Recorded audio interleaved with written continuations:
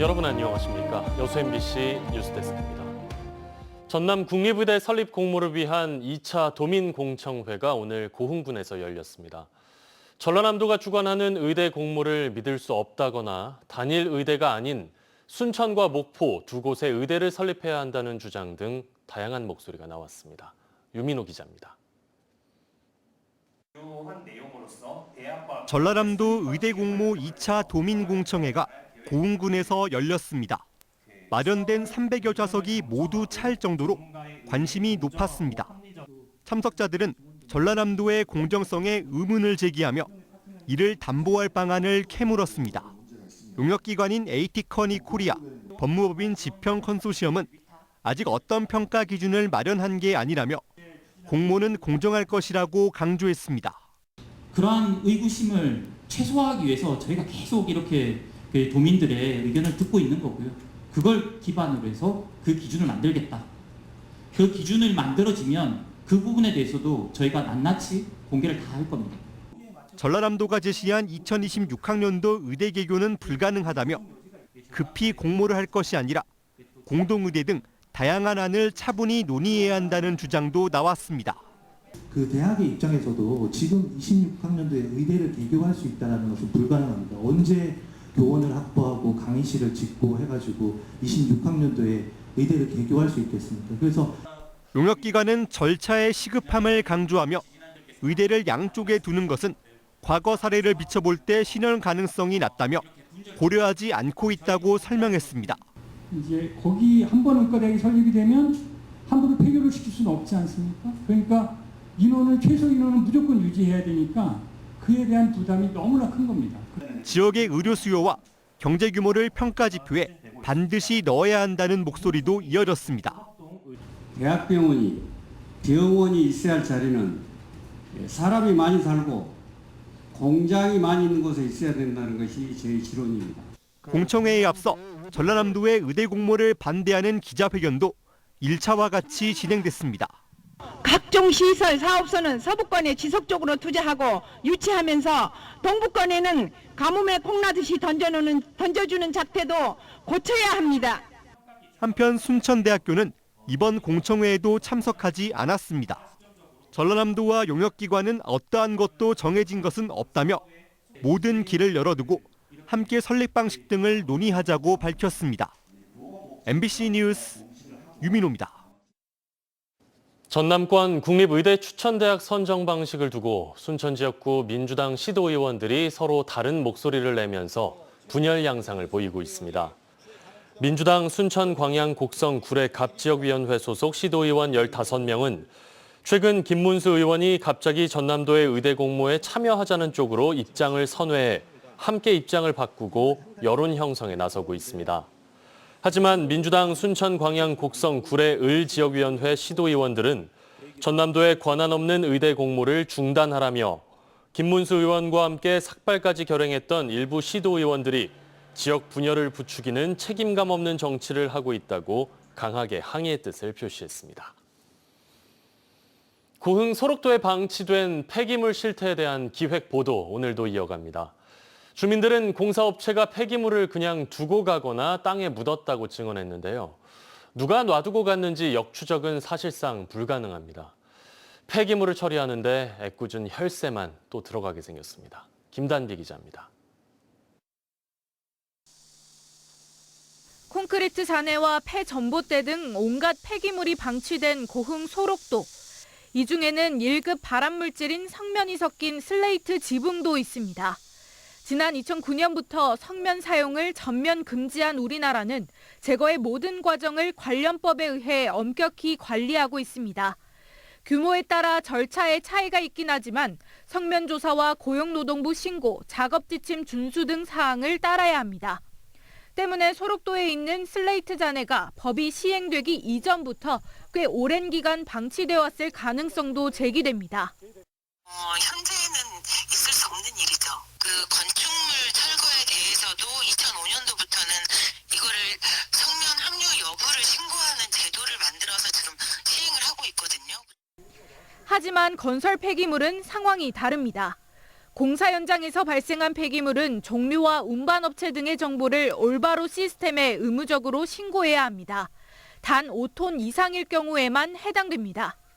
결국 고흥구는 5톤 미만의 폐기물은 제외되기 때문에 역추적이 불가능하다는 입장입니다. 주민들의 목격담처럼 공사업체가 고의로 버렸다고 해도 처벌할 수 없는 겁니다. 이거 신고 의무 대상이 아니고 그냥 뭐 자체적으로 불러가지고 계약해서 얼마 줄 테니 이거 좀 처리해달라 이렇게 하는 경우에는 처리 역추적이 불가능하죠. 공사 발주처인 국립소록도병원은 풀숲에 가려져 있어 폐기물이 있는지 몰랐다는 입장입니다. 방치된 폐기물은 예산을 들여 처리하겠다고 덧붙였습니다. 과거에도 폐기물 버렸다는 바로바로 직원들이 알려서 그 업체 보고 처리하고 하는 거 하고 있어요. 이런 확보해서 처리해야죠. 고흥구는 이번 사태가 소록도를 관할하는 국립소록도병원에서 제대로 관리되지 않아 발생된 것이라며 폐기물을 처리하도록 병원에 통지할 예정이라고 밝혔습니다. 언제, 어떻게, 누구에 의해 소록도에 남게 된 폐기물인지 영문도 모른 채 치우는데 또 예산이 들어가게 생겼습니다. MBC 뉴스 김담입니다. 전라남도가 광양만권 2차 전지 소재, 부품, 장비 특화단지 지정에 힘쓰기로 했습니다. 전남도는 최근 지자체와 전문가, 기업 관계자 등과 연구 용역 중간 보고회를 열고 2차 전지 특화단지 추가 지정 전략과 관련 산업 육성 방안 등을 논의했습니다. 광양만권은 국내에서 하나뿐인 2차 전지 원료 소재 생산 지역으로 공급망을 완성하고 세계적인 주도권 확보를 위해 특화단지 지정이 필요한 상황입니다. 여수의 섬 지역을 대상으로 드론을 이용해 물품을 배송하는 사업이 본격적으로 시작됩니다. 배송비까지 지원받을 수 있어서 섬 주민들의 편의가 개선될 것으로 보이는데요. 사업이 안정적으로 정착하기 위해서는 인프라 확충과 규제 개선 등 보완해야 할 과제도 있습니다. 문영철 기자입니다. 배송업체 직원이 간단한 의약품이 담긴 구급 상자를 포장합니다. 드론에 매달린 구급 상자는 곧바로 인근에 있는 섬으로 향하고 상황실 모니터에는 비행 궤적이 실시간으로 표시됩니다. 드론을 이용한 섬 지역 물류 배송이 본격적으로 시작됐습니다. 서비스가 제공되는 곳은 금오도와 횡간도 등 9개 섬. 스마트폰 앱이나 전화로 필요한 물건을 주문하면 되는데 배달비는 지자체가 지원합니다. 섬 지역 주민들의 물류 배송 불편을 해소하기 위해서 주문을 하게 되면 배송 거점을 통해서 이 제품들이 배달이 됩니다. 아직 수요가 많지 않아 권역마다 일주일에 한두 차례만 배송이 이루어지고 물품의 무게도 제한됩니다. 하지만 필요한 물건을 사기 위해 배를 타고 육지까지 나와야 하는 수고를 덜 수 있고 특히 의약품이나 농기계 부품 등이 급하게 필요할 경우 신속하게 대처할 수 있습니다. 여수시는 내년에도 정부 공모를 신청하고 국비를 지원받지 못할 경우에는 자체 예산을 투입해 드론 배송 사업을 이어나갈 계획입니다. 다만 안정적인 서비스를 위해서는 드론 이착륙장을 더 확보하고 비행에 적용되는 각종 규제도 개선해야 합니다. 비행을 하면 안 되는 그 구간들도 너무 많고 뭐 야간들도 그렇고 야간에 비행하는 제한들도 그렇고 그런 부분들이 좀 더 해결이 되고 여수시는 내년에는 배송 물품의 중량과 배송 거리를 확대하는 등 드론 배송 서비스를 더 강화할 계획이라고 설명했습니다. MBC 뉴스 문형철입니다. 계속되는 쌀값 하락을 막기 위해 정부가 수학기 대책을 기존보다 한 달 앞당겨 발표하는 등 대책 마련에 분주합니다. 그런데 농업 관계자들은 이 같은 정부의 쌀 정책을 결정하는 통계조사가 현실을 제대로 반영하지 못하고 있다고 지적하고 있습니다. 서희령 기자입니다. 1962년 농림부에서 시작한 양곡 소비량 조사. 정부의 쌀 수급 안정 대책 수립을 위한 핵심 자료로 활용되는 국가 승인 통계인데 1998년부터는 통계청에서 조사를 수행해 매년 1월 공표합니다. 농업 관계자들은 정부와 현장의 괴리가 큰 이유에 대해 이 통계의 정확성을 의심하고 있습니다.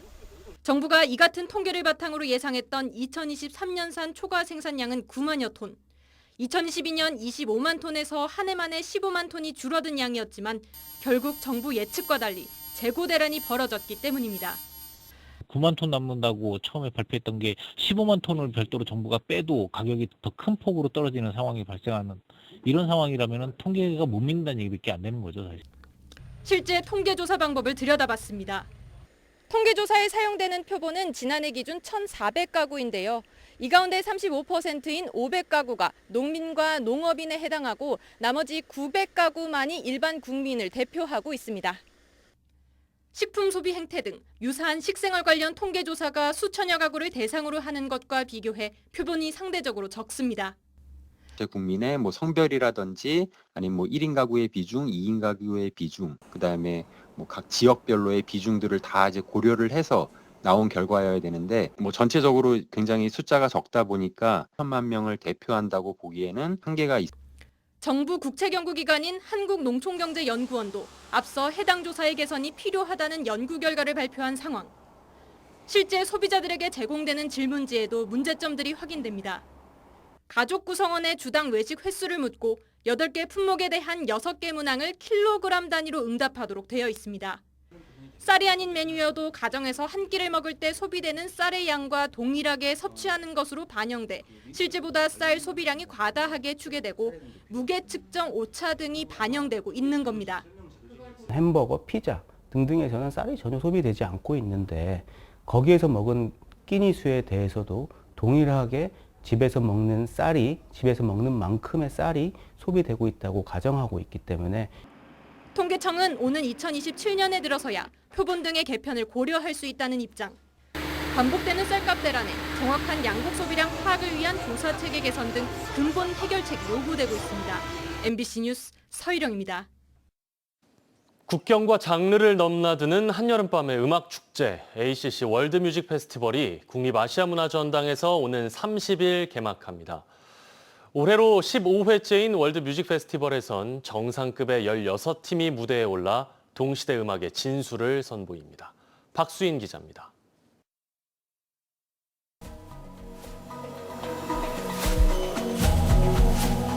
고즈넉한 산사의 풍경을 소리로 옮겨놓은 듯한 신비로움. 올해 월드뮤직 페스티벌은 무등산 원효사까지 무대를 넓혔습니다. 세계적인 사운드 디자이너 요시 호리카와와 미디어 아티스트 목진요가 펼치는 사운드스케이프가 개막전 이틀 밤을 수놓습니다.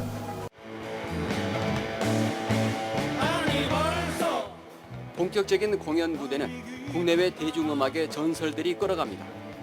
한국 락의 전설 김창완 밴드와 페르시아 음악의 거장 카이안 칼호르의 무대는 이번 페스티벌의 백미로 꼽힙니다. 기다리고 웃기만 해. 어디까지 가나 보자. 젊은 스타들의 무대도 관객을 기다립니다. 장르에 묶이지 않는 독보적인 색깔 카디. 청춘의 감성을 노래하는 여성 싱어송라이터 듀오 옥상달빛. 국악의 젊은 신성 박다울과 박우재의 검은고 연주도 놓칠 수 없는 유혹입니다.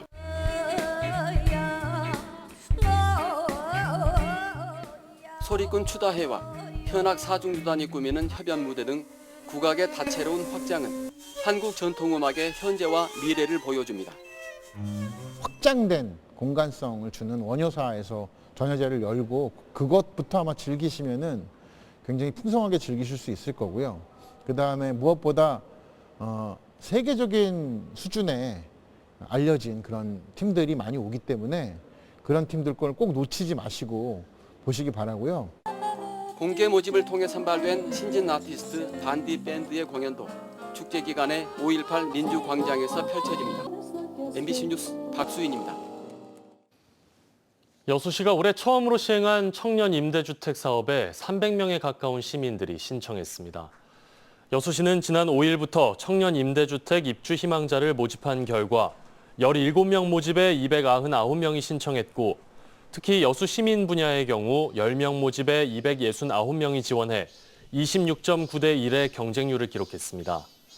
여수시는 오는 29일 오후 2시 공개 추첨을 통해 입주자를 선정합니다. 순천경찰서가 공직선거법 위반 혐의를 받는 더불어민주당 김문수 의원을 불구속 송치했습니다. 김 의원은 지난 22대 총선에서 순천, 광양, 곡성, 구례, 갑에 출마해 방송사 여론조사 결과를 왜곡하고 자신의 SNS 등에 게시한 혐의를 받습니다. 경찰은 김 의원의 공직선거법 수사 관련 자료를 전부 검찰에 보냈다며 규정상 기소 의견 여부 등은 공개할 수 없다고 설명했습니다.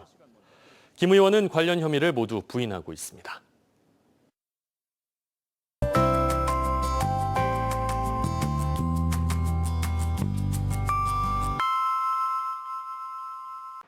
날씨와 생활정보 정리해드리는 생활포커스입니다. 정부가 휘발유와 경유 등에 대한 유류세 인하 조치를 2달 더 연장하기로 했습니다. 리터당 휘발유는 164원, 경유는 174원 내린 조치가 오는 10월까지 이어집니다. 여수시가 결혼한 청년 부부에게 200만 원의 축하금을 지급하고 있습니다. 대상은 지난 2022년 7월 이후에 혼인신고한 49세 이하 부부로 주소지 행정복지센터에서 방문 접수하면 됩니다. 순천시가 순천만 습지 용산 탐방로에 설치된 용오름길과 갯바람길의 난간을 정비합니다. 공사는 오늘부터 시작해 다음 달 9일까지 완료할 예정입니다. 태풍은 지나갔지만 비는 며칠 더 이어지겠습니다. 내일과 모레 새벽까지 5에서 최고 40mm의 비가 더 내리겠고요. 해안을 중심으로는 바람도 강하게 불겠습니다. 높은 기온도 꺾이지 않고 유지되고 있습니다. 전남 전 지역에 한 달째 폭염특보가 발효 중인 가운데 오늘 고흥의 한낮 기온 34도까지 높게 올랐고요. 내일도 아침 기온은 27도, 한낮 기온 34도로 열대야와 함께 무더위가 이어지겠습니다. 자세한 내일 지역별 기온 보시면 아침 기온은 여수가 28도, 그 밖의 지역 27도로 높게 출발합니다. 한낮 최고 기온도 여수와 순천 32도, 광양 33도, 고흥은 34도로 오늘과 비슷하게 후덥지근하겠습니다. 내일 해상에도 흐리고 가끔 비가 오겠는데요. 당분간 바다의 높이가 높아지는 시기입니다. 또한 남해안엔 너울성 파도를 주의하셔야겠는데요. 바다의 물결은 남해서부 앞바다에서 1에서 2m, 먼바다에서는 2에서 최고 4m로 매우 높게 일겠습니다. 여수의 내일 만조 시각은 오전 10시 47분, 간조 시각은 오후 4시 42분입니다. 지금까지 생활포커스 송미라였습니다. 고흥의 축산기자재 종합물류센터가 들어섭니다. 고흥군은 관내 축산 농가들의 편의를 위해 사료부터 기자재 구입까지 한 곳에서 가능한 축산기자재 종합물류센터를 동강면 한천리에 건립하고 있으며 현재 공정률은 85%로 10월 초 준공 예정이라고 밝혔습니다. 고흥군은 특히 이번 물류센터 가동을 계기로 기존 고흥 축협이 운영하는 조사료 완전 혼합 발효사료 공장과 가축 시장을 연계해 양질의 조사료와 가축 구입까지를 원스톱으로 해결할 수 있을 것으로 기대하고 있습니다. 순천 남승용 마라톤 대회가 오는 11월 9일 순천 팔마 종합운동장과 순천시 일원에서 열립니다.